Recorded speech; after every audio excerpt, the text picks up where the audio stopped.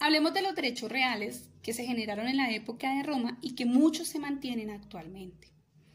Empecemos por definir qué es cosa, que es de donde se genera el tema de derecho real, que es como esa relación que hay entre las personas y entre las cosas.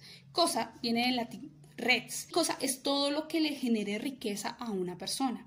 En Roma se generaron varias terminologías para este término de cosa. Una de ellas era la pecunia, que tenía que ver con el dinero. Otra con la familia, que era cuando empezabas a ser parte de una familia y empezabas a generar riqueza. Y otro es el patrimonio, que son todas esas cosas que tú tienes que pueden ser heredadas después de tu muerte. Vino otro tema de derecho real, que es la posesión, que es como ese derecho que tú tienes de gozar del fruto, del beneficio de una cosa, de un pedazo de tierra. En Roma, esta posesión se generaba por medio del Estado. El Estado eran los encargados de generar esas posesiones a ciudadanos romanos que tenían el derecho de disfrutar de todo el beneficio que generara esta tierra. La propiedad es el derecho de tener esta cosa y gozar de absolutamente todo el beneficio que genere la cosa. ¿Cuál es la diferencia entre la posesión? Que la posesión era parte en Roma, la posesión en Roma era algo que te daba el Estado y en cualquier momento te lo podía pedir porque era de él, y la propiedad era dueño, una de las personas romanas, y si el Estado necesitaba algo dentro de esa propiedad, tenía que entrar a pagar un canon arrendatario o un alquiler hacia esa persona por utilizar esa cosa.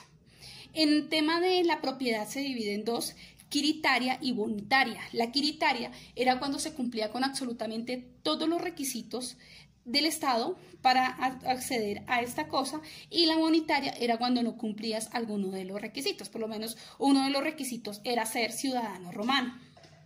El derecho real sobre cosa ajena era básicamente este derecho que se tenía sobre la servidumbre. Las servidumbres eran esclavos y servidumbre viene del latín servus, que significa servir. Entonces eran esos esclavos que estaban pendientes de todo lo que necesitara este dueño, de estarle sirviendo, de estarle colaborando, de serles útiles, y hacían parte de la riqueza de este ciudadano romano. Hoy en día, pues esto ya no se maneja, ya no tenemos esclavos, todo esto ha evolucionado con el pasar de los tiempos, pero en Roma las personas que eran esclavas eran reconocidas como cosa y no se reconocían como personas. Había otro tema de derechos romanos, que es el derecho de superficie. El derecho de superficie era esta diferencia que les estaba contando que hay entre el tema de propiedad y entre el tema de posesión. La superficie era cuando usted era poseedor de un territorio y todo lo que hicieran dentro de este territorio pasaba a ser parte del dueño del territorio. Las únicas personas que tenían derecho a hacer algo sobre el territorio sin que esto se perdiera era el Estado romano. Pero ¿cómo lo tenían que hacer? Por medio de un alquiler y por medio de un canon hacia la persona que era dueña de ese territorio. Esto de alguna manera se mantiene, porque si tú eres dueño de un territorio, todo lo que se haga en el territorio, si no está con tu autorización, si no está en un acuerdo contigo, pues la persona que hizo algo sobre tu territorio pierde absolutamente todos los derechos, porque el propietario es el que tiene todos los derechos. Entonces, este tema se ha mantenido con el pasar de los tiempos. Hay otro derecho real que se llama enfiteusis. Enfiteusis quiere decir campo, y era este beneficio que se daban a que las personas trabajaran el campo. Recordemos que Roma era un pueblo completamente conquistador que sometió a los pueblos vecinos y que fueron conquistados y quitados sus territorios. Entonces el Estado cogía estos territorios y los entregaba en derecho real de enfiteusis, donde las personas tenían que pagar tenían que pagar un reconocimiento al Estado por utilizar ese territorio durante un año. Y todo lo que generara el territorio generaba beneficio para la persona que tenía esta tierra, que estaba trabajando esta tierra.